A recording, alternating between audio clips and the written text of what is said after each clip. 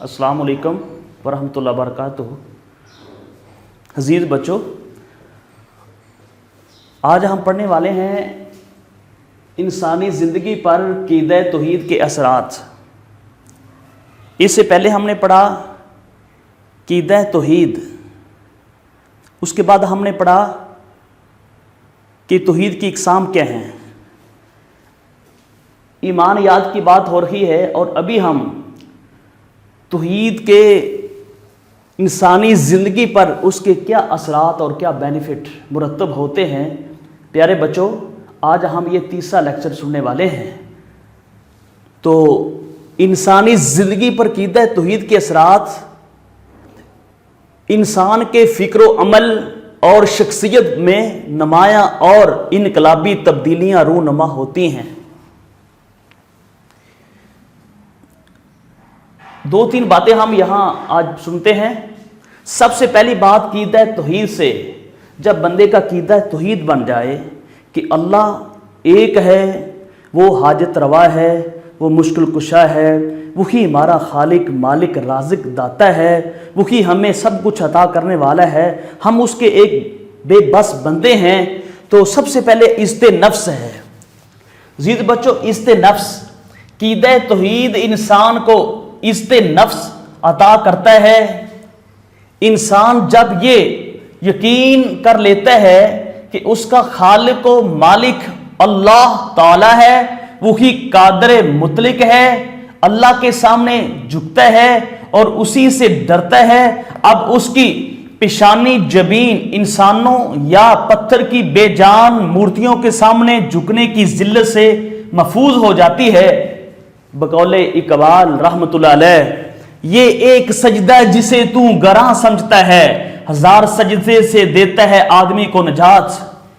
جب بندہ ایک اللہ کی بندگی کرتا ہے تو بے شمار جو دیگر سجدے ہیں اس سے بندہ محفوظ ہو جاتا ہے۔ یہ عزت نفس عقیدہ توحید بندے کو عطا کرتا ہے، پہلی بات۔ دوسری بات، عقیدہ توحید سے عاجزی و انکساری پیدا ہوتی ہے۔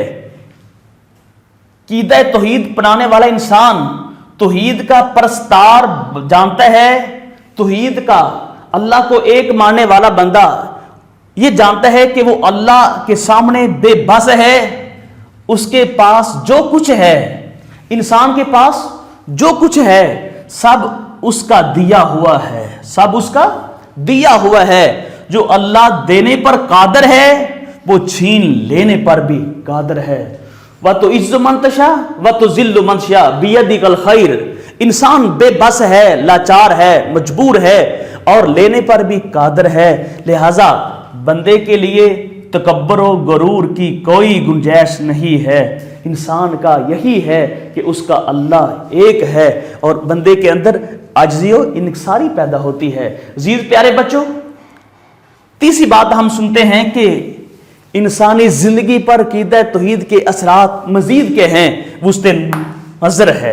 عقیدہ توحید کا قائل ماننے والا، اللہ کو ایک ماننے والا، عقیدہ توحید کا قائل تنگ نظر نہیں ہوتا، کیونکہ وہ اس رحمان رحیم پر ایمان رکھتا ہے جو کائنات کی ہر چیز کا خالق اور سب جہانوں کا پالنے والا ہے۔ اس کی رحمتوں سے سب فیض یاب ہوتے ہیں۔ بندے کے ذہن میں یہی بات ہوتی ہے، میرا رب العالمین وہ خالق و مالک ہے، داتا ہے، رحمان ہے، حنان ہے، منان ہے، وہ اتنا عظیم قادر و مطلق ہے، اعلیٰ کل شیء قدیر ہے، ہر چیز اسی کی ہے، اور اس کا مالک خالق ایک اللہ ہے۔ یہ بیٹے وسط نظر ہے۔ عزیز بچوں، انسانی زندگی پر عقیدہ توحید کے اثرات، چوتھا پوائنٹ یہ ہے کہ استقامت و بہادری۔ جب بندہ اللہ پر یقین کر لیتا ہے کہ مومن جانتا ہے کہ ہر چیز اللہ تعالیٰ کی مخلوق ہے اور اس کی محتاج ہے، اور اسی کے سامنے وہ جھکتا ہے اور ایک اللہ کو مانتا ہے، اس کے دماغ کے اندر، اس کے دل کے اندر ایک اللہ کا ڈر ہوتا ہے، وہ کسی کو کسی مخلوق سے نہیں ڈرتا، نہ کسی درخت سے، نہ کسی حجر سے، نہ شجر سے، صرف اللہ کا خوف اس کے دل میں ہوتا ہے۔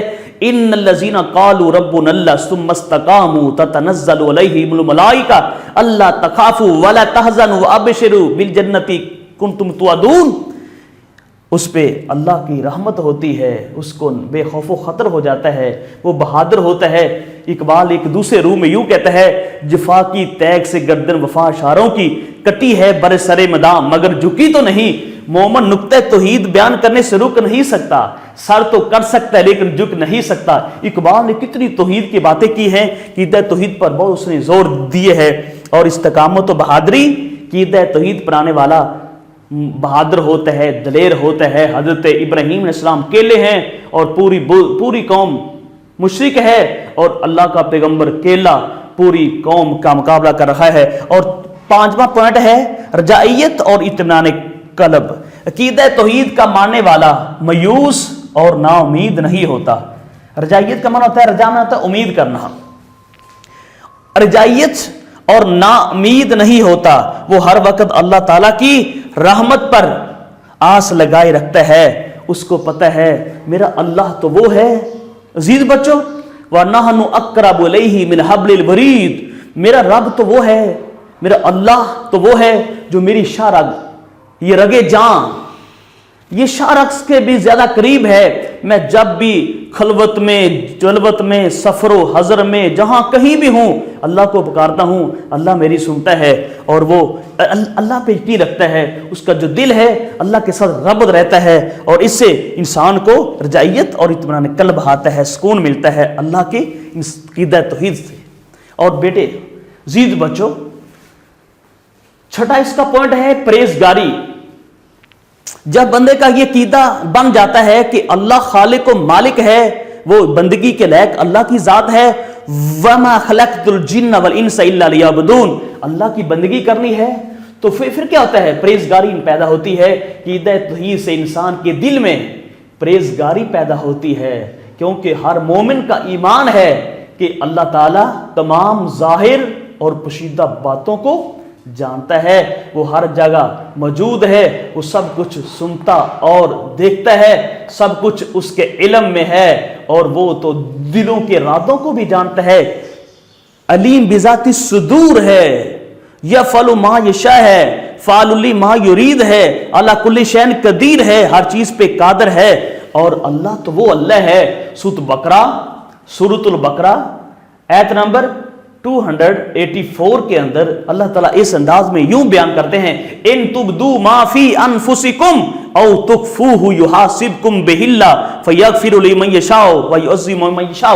اللہ تعالیٰ بیان کرتے ہیں، اگر تم ظاہر کرو جو کچھ تمہارے دلوں میں ہے یا اسے چھپاؤ، اللہ تم سے اس کا حساب لے گا۔ عزیز بچوں، بات کو مختصر کرتے ہوئے ہم انسانی زندگی پر عقیدہ توحید کے اثرات، عزیز بچوں، عزت نفس، عاجزی و انکساری، وسط نظر، استقامت و بہادری، رجائیت اور اطمینان قلب، اور چھٹا پوائنٹ ہے پرہیزگاری۔ اللہ تعالی ہمیں اس انداز سے عقیدہ توحید پر عمل کرنے والا بنائے۔ اسی کے ساتھ ہی ہماری بہتری ہے۔ اللہ تعالیٰ سے دعا ہے کہ اللہ تعالیٰ ہمیں ہر میدان میں حامی و ناصر ہو۔ السلام علیکم ورحمۃ اللہ وبرکاتہ۔